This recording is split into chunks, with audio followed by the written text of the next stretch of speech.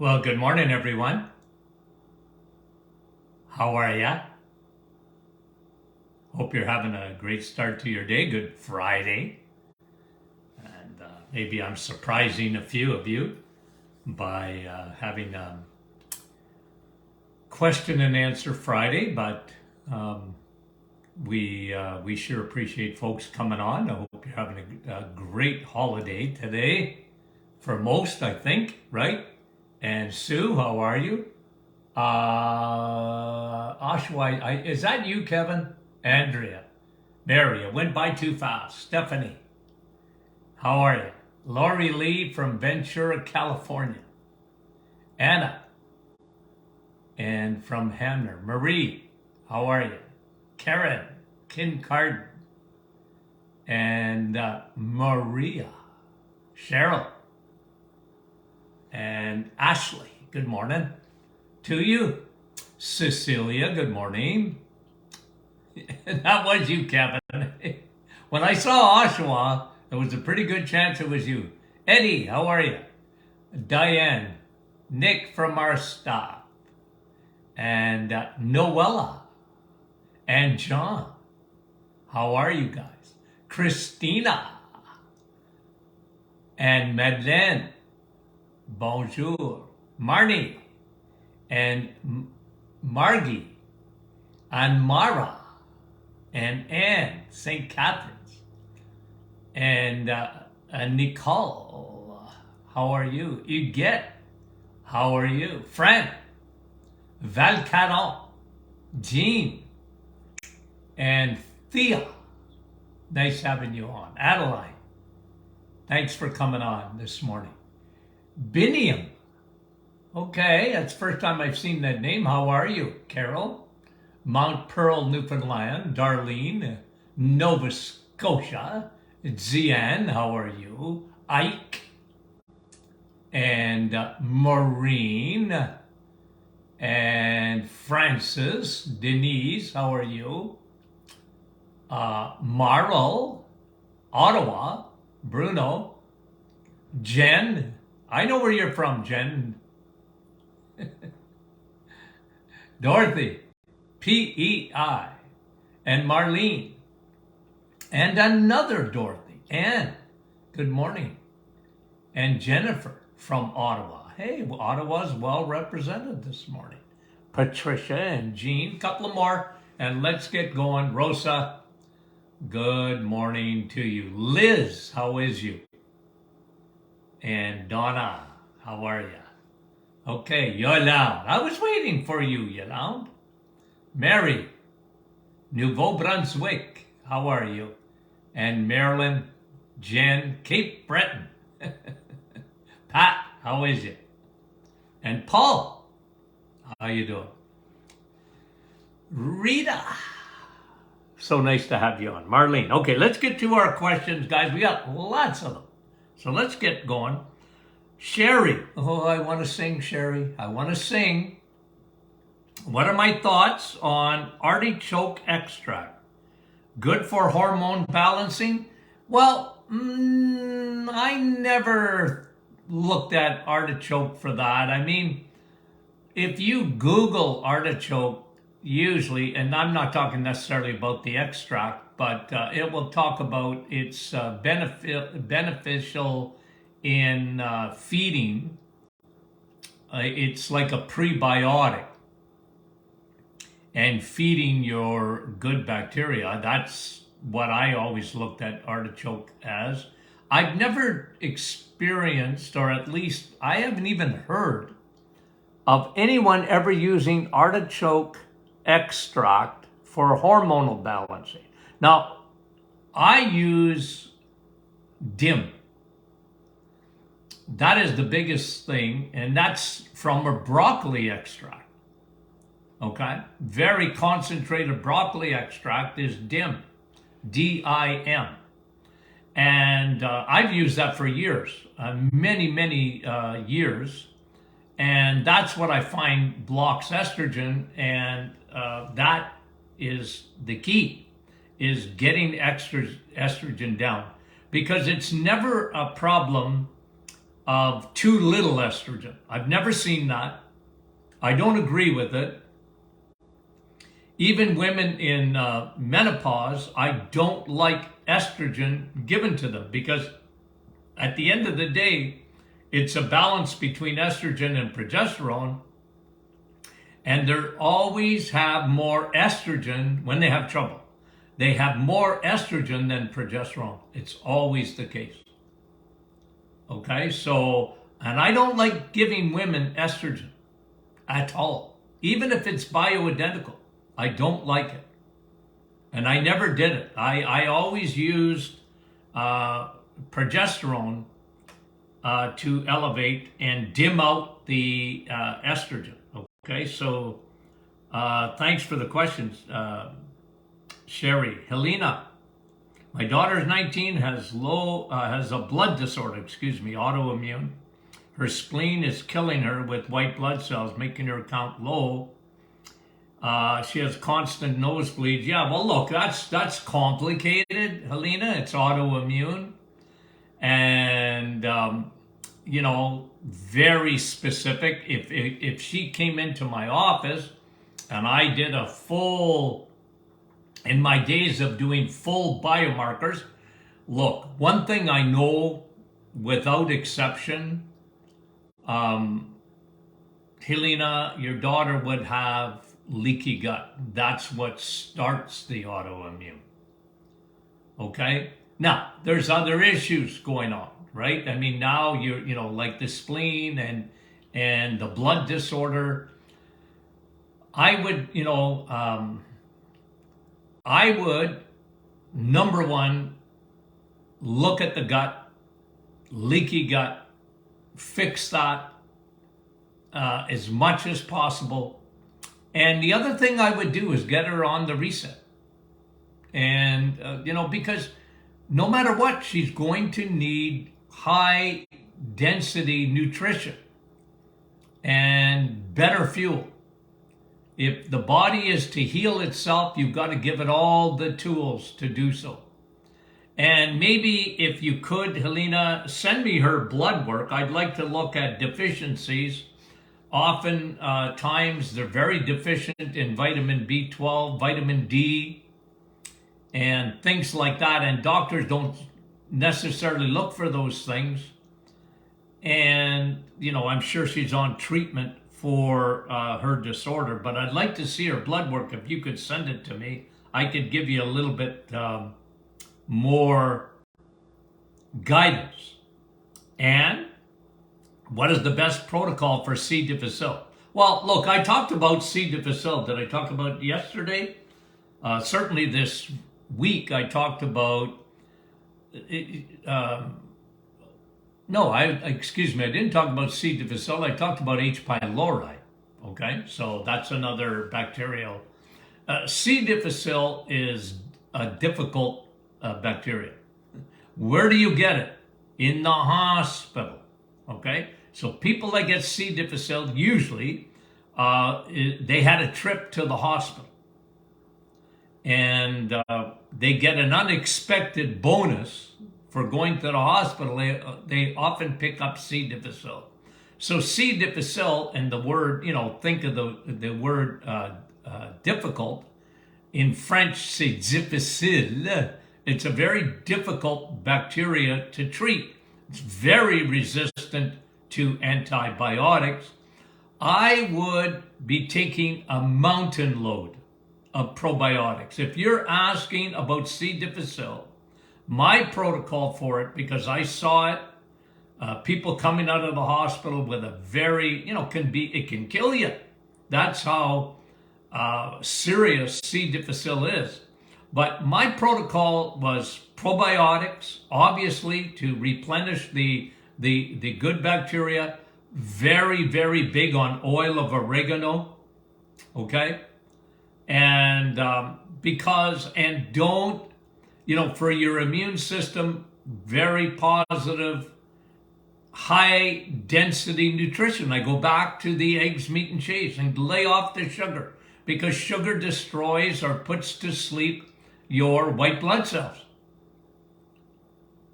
And vitamin D, Why do I like vitamin D? Because your T cells don't work properly without vitamin D. Okay? Even vitamin A. And to get vitamin A, you need vitamin S, steak. Okay? Because vitamin A is essential for the immune system. So all of those things, Anne, would be part of my protocol. Teresa read a lot about cayenne pepper for benefits for blood flow. I like cayenne pepper. Okay? I do. Can be very good in, I remember there was a cayenne pepper for sinuses. Okay, it was actually a spray. It elevates your nitric oxide. So I like it. I got no problem with it. Okay. In terms of benefits for heart attacks and heart attack prevention, well, it elevates your nitric oxide, which I like. I like Navitol better, to be honest with you, to elevate nitric oxide. But I do like cayenne pepper. Okay, thanks for the question, Teresa. Monique, what is the ratio of vitamin D, K2? How much K2 should we take for healthy bones? Okay, well, let me answer this in two parts. If you look at our vitamin D, we have the exact ratio of K2. So for every 1,000 IUs, we have 45 micrograms of vitamin K2, which is the best ratio. In terms of research, that is shown to be about the best. But let me do this with vitamin K2. Okay, let me do this. Okay, vitamin K2 in a supplement, I add it to the vitamin D. Okay, it just makes the absorption. Look, when your what does vitamin D do? Well, it gives you vitamin D does a lot of things, but why is it good for your bones? Well, it increases calcium. The K2 takes the calcium that the vitamin D increases and sends it into your bones where it belongs. Okay? Now, what is the best way to get vitamin K2? Food. Where is vitamin K2 found? Well, God has given us eggs, vitamin K2, with calcium. Steak, vitamin K2 with calcium. The best is cheese. Cheese curds have the highest source of vitamin K2. But what do you get in cheese? Calcium and K2. See, God in nature put those two together. Okay? He put those two together. That's important to understand. So when you are a vegan, vegetarians a little less because a lot of vegetarians will eat cheese. But don't avoid dairy like butter or cheese. Why? Because you have the perfect amount of calcium. Never take calcium as a supplement. I don't like calcium as a supplement. I like you to eat calcium. I like you to eat your vitamin K2, and they're together in the animal kingdom. They're together. God created you. You're fearfully and wonderfully made. And so when you eat, and people that tell me, well, plants are better than eggs, meat, and cheese, I go, no, they ain't. How could they be? There's no vitamin K2 in plants. There's vitamin K1, but there's no K2. K2 is found in the animal kingdom. Right along calcium. The designer knew what he was doing. I know people, because there's so much indoctrination today. Guys, it's indoctrination. It's not science. And, people believe it. They just, animal and, the dairy's no good for you and ditch the dairy. I don't say ditch dairy. I say switch it. Because what you get in the grocery store for milk isn't real milk. It's been denatured. But it's not because I don't like milk. I just don't like the grocery store milk. Okay? And you can eat all the plants and drink all the plants and oats and almonds or whatever. There's no vitamin K2 in that. Eat butter. Eat cheese. Got it? Yeah, cream. Cream has vitamin K2 and calcium. Why do you think I like that? Because cream is real milk. Okay, the way it's supposed to be. Okay, thank you very much, Monique, for the question. It got me going. Christine, is it good for diabetics to do intermittent fasting? Yes, but they might have to.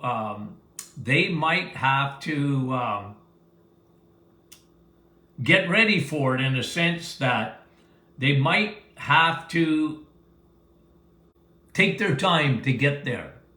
Okay? Now, a diabetic at the end of the day has an allergy to carbs. It's an intolerance. It's just when you get the diagnosis, and even before you get the diagnosis of diabetes, if your A1C is, above 5.4, you're in the pre-diabetic range, and, you got to lay off the carbs. It's as simple as that, right? Now, intermittent fasting, I like, okay? I do. I've talked about it for a long time, intermittent fasting. And allowing your body to not to eat, because it's all based on the premise of when you're eating, you need insulin. You don't need insulin. But what do I like even better? Not that I'm against intermittent fasting, I'm certainly not. But what is the reset? It's fasting without fasting. For a diabetic, fasting without fasting. What? Well, if you're eating eggs, if you're eating cheese, if you're eating meat, you know how much insulin you need? Not much. So really, you're fasting without fat. Now look, if you got food in your stomach and whatever, your digestive tract and that, your stomach's got to work and blah, blah, blah. Yeah, I get that, okay? And so here's me. I'm very big on this. Stop eating after a certain time at night. And then, for a diabetic, if they go 12 hours even, they should be fine. They might have to get themselves to that because their body isn't working properly, but it will. You can put diabetes into remission if you eat right. You're never cured, never. Okay? But remission. And intermittent fasting can be part of that. But I'm really big on not eating at night. And again, diabetic, sometimes I've had a few people with, with adrenal exhaustion or whatever, so if you take a little snack before bed, okay? And, but there's a reason I did that, and that might be temporary or whatever, okay? Diabetics, usually they, once they eat right and they understand that they have an allergy to carbs, they do well, okay? So I like intermittent fasting, and a diabetic can certainly get themselves most of the time to intermittent fast, okay? Thank you for the question, Christine. Anna, does sun need to be a certain strength to get Viderma on our skin. Well, look, I mean, good luck in the middle of winter. The sun is always good. Getting in the sun is always good for different reasons. As far as getting vitamin D, your solar panels, where are your solar? Everywhere, okay? So if you're in the sun, you're going to get some vitamin D, whether it is in the middle of winter or whatever, but you ain't getting much. Okay, so I always look at winter, sun. If you live in Canada or in the northern states or whatever, you're not getting a lot of vitamin D from the sun. Probably enough for a mouse. Okay, but you're getting melatonin. And that's good for you.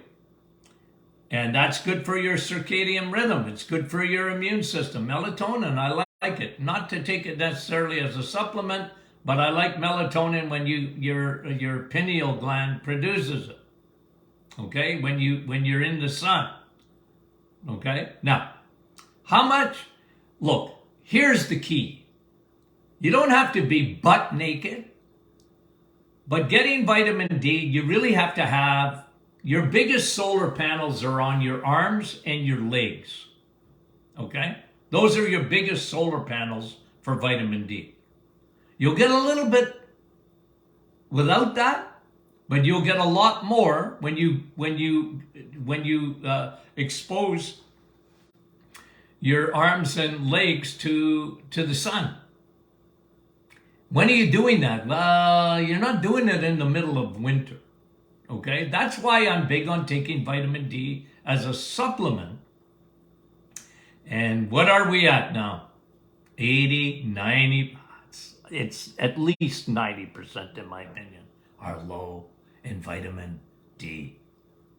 Because people are scared of the sun. And doctors have made us scared even of vitamin D. How crazy is that? I call it the war on vitamin D. Crazy, crazy, crazy. Okay? I don't look at the UV index, okay? That's more made up for the weatherman, to keep you out of the sun and to put sunscreen on. You know, the UV index. I used to get crazy when I saw that stuff because it was part of the fear of the sun. It was part of the, the UV index is high. So what? What's that mean? Well, to the weatherman, that means skin cancer. Okay? I'm telling you. Ooh. Bruce, why does Harvard say systolic blood pressure is more important? Okay, so systolic is your first number.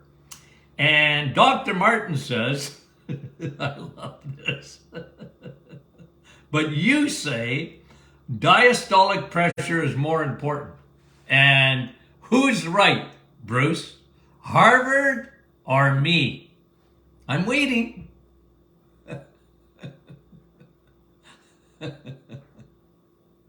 Look, they're both important, okay? They are.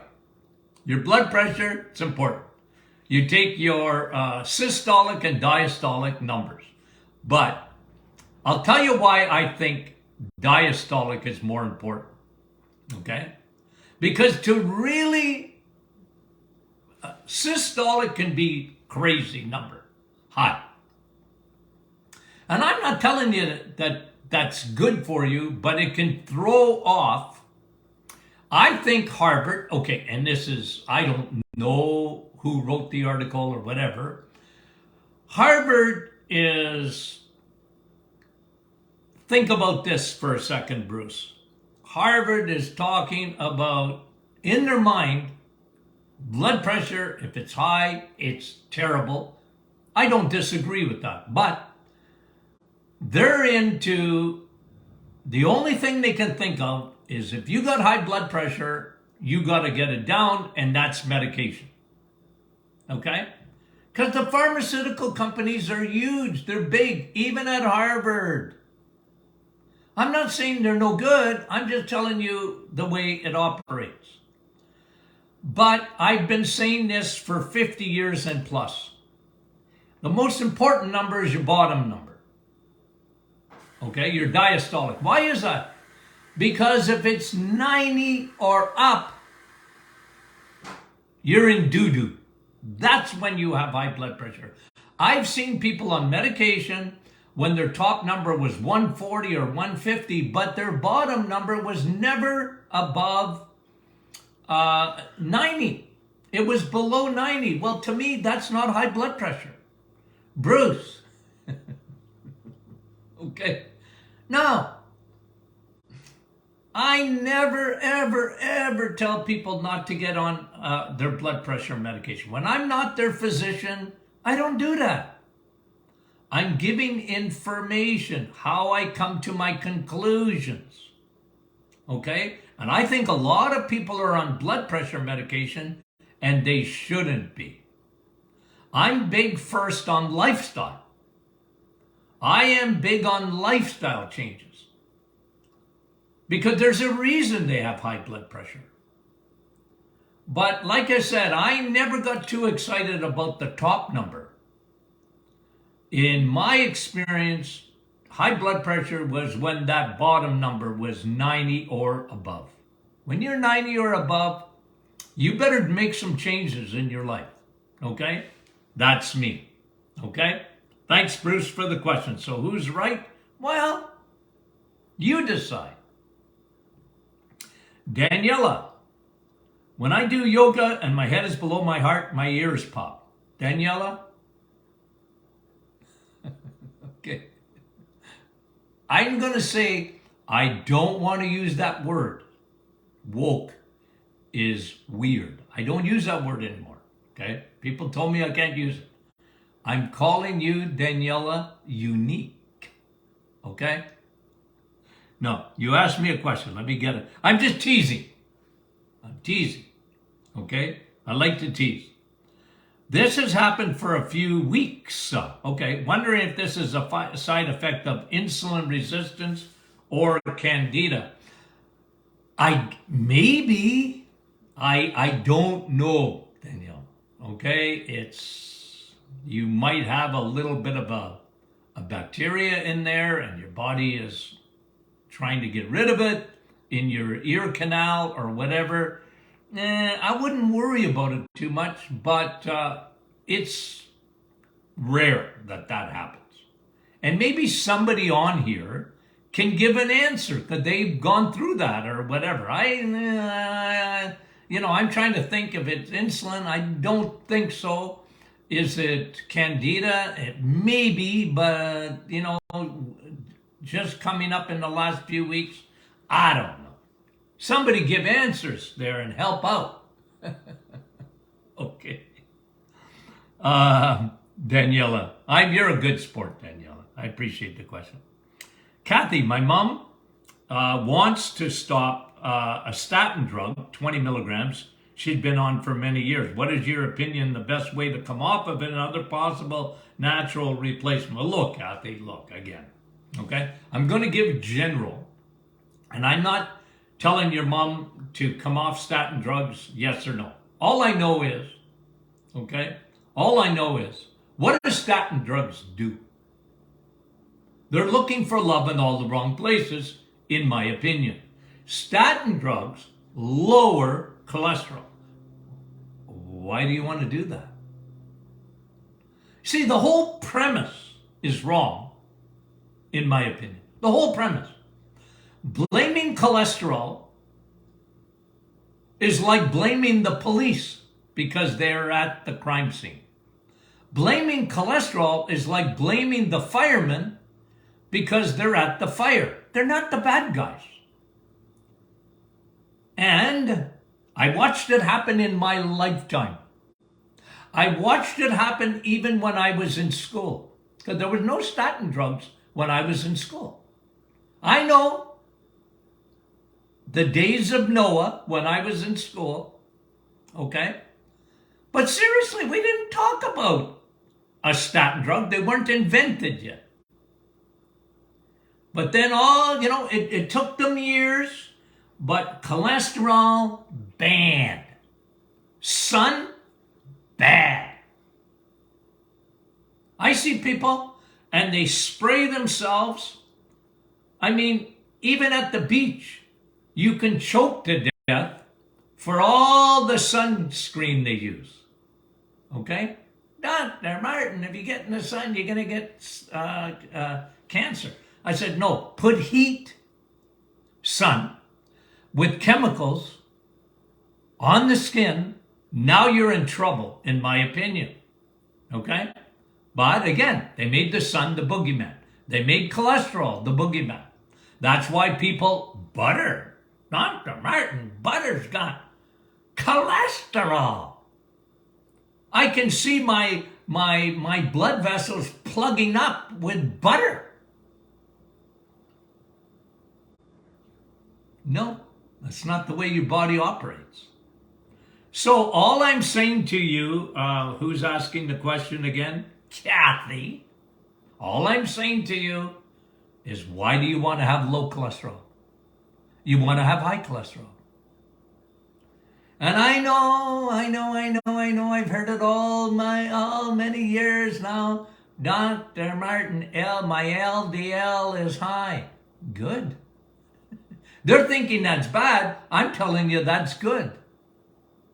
Because there's no such thing as bad cholesterol. Looking for love in all the wrong places. Now, Kathy, if the Lord allows me to live and keep preaching, you know what? You're not going to change my mind. Now, I'm always going to read. I'm studying all the time. I really am. I never stop looking for articles, reading articles, study. Okay? And that's me. Always have. But some things are basic. You can't live without cholesterol. Your body makes 85% of your cholesterol, and God says, hey, you, I don't trust you, so now you got to make up 15%. Now, if you don't do that, let's say you're a vegetarian or a vegan, that means you're not eating any cholesterol, your body will give you 85% of it. You're going to be low. Oh, I got my cholesterol down. What good is that? You know, and if statin drugs, let me just say this, if statin drugs worked, if they worked, number one selling prescription of all time. If they worked, we would have no heart disease anymore. But they don't work. They haven't even put a dent. Heart disease is worse today because they're looking for love in all the wrong places, not cholesterol. It's triglycerides. It's low cholesterol. That's what will kill you. Now, I know those are rants. What do you want me to say? Jean or Jean, I am told that refrigerated probiotics are better for women. Refrigerated probiotics are better for women. That's not true. Okay, that's not true. And Jean, the best probiotics are soil-based probiotics. They're soil. You can heat them. You can do whatever you want to them. You can't kill them. That's what you want. Okay? Now, am I against refrigerated?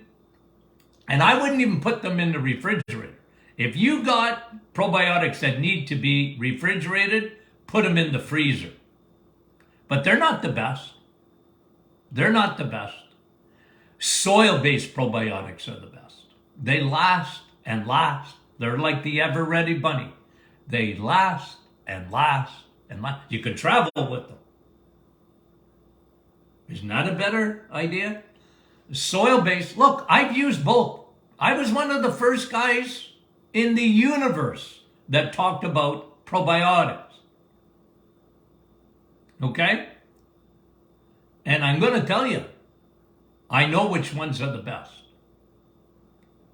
All probiotics are good, all of them. But the best are soil-based. And when they're a high quality, they go right past your stomach acidity and they do their job. Okay?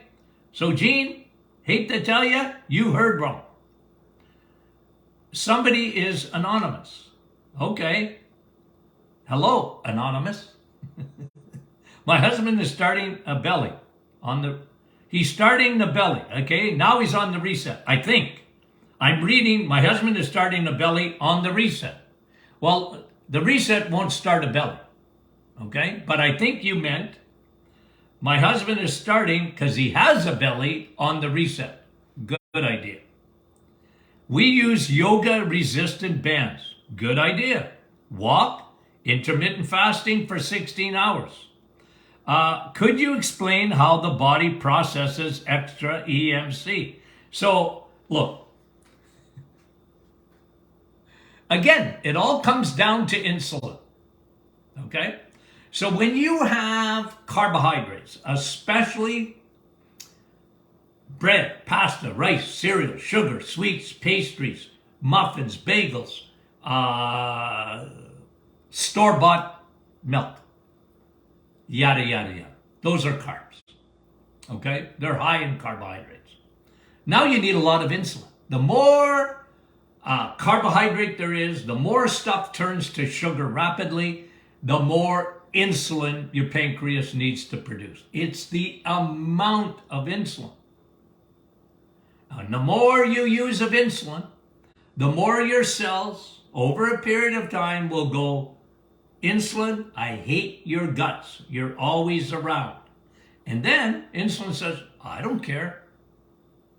I don't care. If you insist on eating the way you eat, I am going to be around. I'm sorry. That's the way it operates. Till the day you get diabetes and then insulin doesn't even work properly anymore. Okay? But it will just pour more and more and more insulin onto your cells. That's what. But if you eat an egg, this is how much insulin you need. Not much. Meat, how much insulin do you need? Not much. Cheese, how much insulin do you need? Not much. You see, it's food quality. It is because when you're eating, this is the way you're supposed to eat. Protein and fat. Not just protein. Protein on its own, like protein. Look, I'm not against it, but that's not the way God intended you to eat. You're to eat protein and fat together. And no crappy carbs. Now, fruits and vegetables are carbohydrates mostly, and they're all right, but don't live on them. The opposite of what you're going to hear. Okay? So when you lower, anonymous, you lower insulin resistance. When you lower insulin resistance, all your biomarkers get better. Because insulin creates an inflammatory cascade in your body. It ain't good. Okay. Pauline, eating rabbit or lamb count as red meat? Yes. Lamb, very good. Rabbit, maybe a little less. Lamb and steak, tremendous. Very high in B12. Okay? Rabbit, yeah. Okay. Yeah, not quite, maybe quite as good, but it's good. Candace, I just learned that taking a small amount of organic raw honey and Himalayan salt together under the tongue about 20 minutes before going to bed will increase sleep quality. Hey, try it. Very limited amount, Himalayan salt or whatever, under your tongue. Hey, I used to tell my patients this. If I thought hanging you upside down from this building we're in would help you, I'd go on the top of the building and hold your feet and turn you upside down. Okay? I'm never against. You want to try it? See if it works for you. Okay? I like raw honey. Honey, listen. Be careful. Now, raw honey, yeah, be careful because we live in a world that's different. We're in a new age. And what is it? We live in a very high insulin world. And we got the bad sugar, high fructose corn syrup. Now, remember, honey is a fructose. And again, a little bit, yeah, I got no problem with that. If you're a diabetic, be very careful. Okay? Himalayan salt, you guys know how much I love Himalayan salt. You need salt. Okay? So, hey, try it if it works for you. I'm going to give you a high five. Good for you. Let us know. And, okay, thanks, Candace. Lynn, what are my thoughts on barbecue? I love barbecue. And grilling meats. Well, you can't eat meat raw. Look, Lynn, here, okay? Again, boy, am I ever opinionated. I never saw myself like that before. Barbecued steak is a wonderful way to eat it. This stuff about you're gonna cook the meat and you're gonna get this and that and it's bad for you and it's the anti-meat people. Okay? And they drink their Kool-Aid and they believe every word. I'm sorry. How can barbecued steak be bad for you? It tastes so good. No, but it is good for you. Okay? You got to cook your steak, right? And they will say, don't burn it and don't barbecue it and whatever. They're the fun police. They're around telling people lies. They're the fun police. Ooh. Okay, Marnie.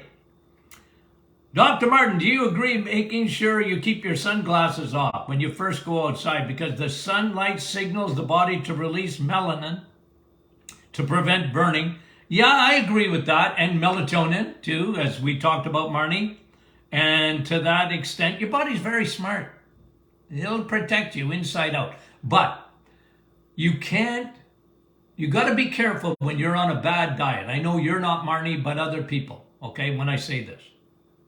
A bad diet, when you look at skin, always go inside out. So one of the things I used to tell people, you'll be able to get more sun ordinarily when you have a good diet.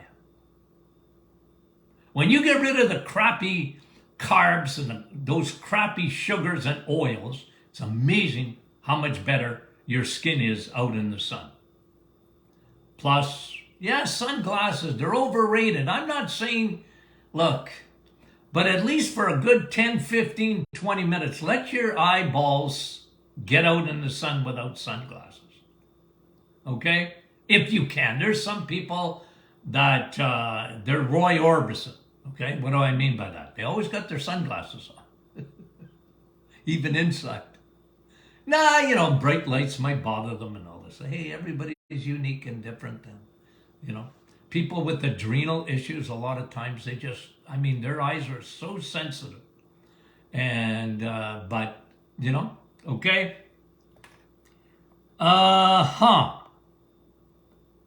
Kathy, no. Judith, why do I taste salt in my mouth? Okay, well, you could be dehydrated. Salty can be a sign of diabetes. Be careful, watch your A1C. Okay? So be careful on that, Judith. That if that's just getting there, if it's been there all your life, you might look at a deficiency in B12, okay? Or B vitamins, but more B12. Kathy, do you think lectins cause leaky gut? No, I don't think it causes leaky gut, but they can be they can have an effect on leaky gut. Okay, I don't see it as being a cause. Cause are usually sugars, overconsumption of sugars, antibiotics, non-steroidal anti-inflammatories, chemicals, artificial sweeteners. They can cause leaky gut because they derange the microbiome. Lectins, do they change the microbiome? I'm not convinced of that, but I wouldn't eat a lot of lectins because they can irritate your bowel. Okay? Do they cause leaky gut? I would say no, but they can irritate the gut. Louise, what is the difference between taking probiotics on an empty stomach and eating 5 seconds after you take probiotics? Well, get them down the hatch first. But look, if you're taking Louise, it's only a recommendation. Okay? So if I'm taking my probiotics in the morning with my coffee, well, my stomach is empty. That's really probably the best time. I wouldn't take a probiotic unless you have to. And some people have to. They got such a sensitive stomach. They got to have food in their stomach. They can't take anything. Okay? But there's no difference between an empty stomach and eating 5 seconds after you take a probiotic. Your stomach is still empty. Okay? So I hope I answered your question. Lynn, thank you for that. Or no, that was Louise. Lynn, questions about your smoothie. How many carbs are in one serving? Of what? Dr. Martin's Perfect Smoothie? Well, it depends. Did you put some berries in there? I don't mind you putting a few berries in there. Okay? Okay, so people tell me I'm anti-fruit. I'm not. Don't live on them. But for a kid, you want to put some berries in there. Make that the best tasting, and it's very, very, very low carb. It really is no carb, but it's not no carb, but it's very low. There's no carbon if you keep the berries out of it. Okay? It depends on exactly how you make it, Lynn. But you're not getting low. Does flaxseed contain phytoestrogens? Yes, they do. But listen to what I'm going to say, Linda. Okay? Listen to what I'm going to say. The biggest thing in flaxseed is lignans. It's different than chia seeds. It's different than hemp seeds. It's different than sunflower seeds. It's different than any seed in the universe. Lignans is what's in flaxseed 100 times more than any other seed. That's why I like flaxseed. Because they block estrogen. Lignans block estrogen. Okay? So that's the difference. Thank you very much, Lynn. Giselle, low homocysteine. What does Dr. Martin think of that? Well, you want low homocysteine. And you get high homocysteine when you have low levels of B12. So if you have low homocysteine, good for you. Your levels of B12 must be good. And there's a connection between homocysteine high and heart disease. Okay? So low is good, Giselle. Low is good. My daughter gets seizures, Babita. Is it okay to drink coffee? Of course it's okay. Babita? Of course. Coffee's good for you. Okay? What supplements do you recommend? Well, look, for nerve, B12, big time. For seizures, I like brain. I'm very big on high DHA. I'm big on Navitol, crosses the blood-brain barrier. I would do those. Probiotics, leaky gut, leaky brain. Okay? Vitamin D, Babita. Dr. Martin, you always say vitamin D. I know. Hazel, what are my thoughts on cold water immersion? I like it. I don't like it. I like hot water immersion. I like a hot shower, not a cold one. Okay? But I'm old. No, but listen, there seems to be some studies in that show cold water immersion is good for you. Do I like it? No. After a sauna? Yeah. Okay. But no, therapeutically apparently is good. But when you're my age, I don't like that. I like hot water, okay? Okay. Oh, another one on epilepsy. Oh, the seizures. What are the causes of epilepsy? Well, it could be a lot of things, okay? Head trauma, after concussions, after trauma, infection. Yeah, lots of things can cause seizures. And you said even with no sugar. Yeah, well, you got to look at something else, Karine. But the best is the reset for epilepsy. It was created in the 1920s to actually fix or cure epilepsy. Joanne, demyelination, what is its causes? It's not it. MS has been ruled out, but it's MS-like. It's autoimmune. It's usually what I used to see, very leaky gut, one, low levels of vitamin D, and low levels of B12. And usually very low in omega-3. Look at all those deficiencies, okay? John, how much do statin pills raise blood sugar and insulin? Well, I mean, it depends, but John, like I think I've made the case already, and one of the side effects of statin drugs is it increases insulin resistance, okay? And when you increase insulin resistance, you're increasing insulin. And how much? Well, it depends. But at the end of the day, I mean, that's one of its side effects. And diabetes is one of the side effects, especially in women, of statin drugs. Well established. Okay, thank you. Olga, last question. Why do I produce so much saliva? A few months ago, no saliva, now saliva. Previous blood work showed low in potassium. Does this have anything to do with it at all? No, low potassium is kidney function. Okay, that's stress on the kidneys. And that's usually caused by, Olga, insulin, usually.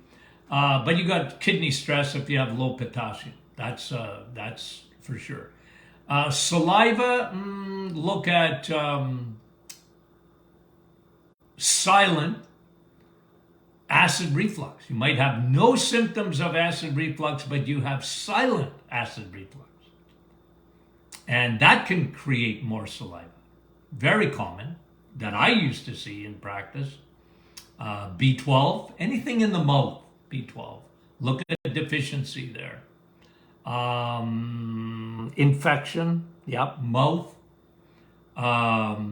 Bacteria, body's trying to get rid of it.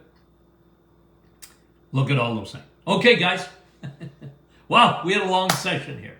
Okay, well, thanks for watching. We appreciate that. Thank you for being a real friend of the Martin Clinic. We appreciate that.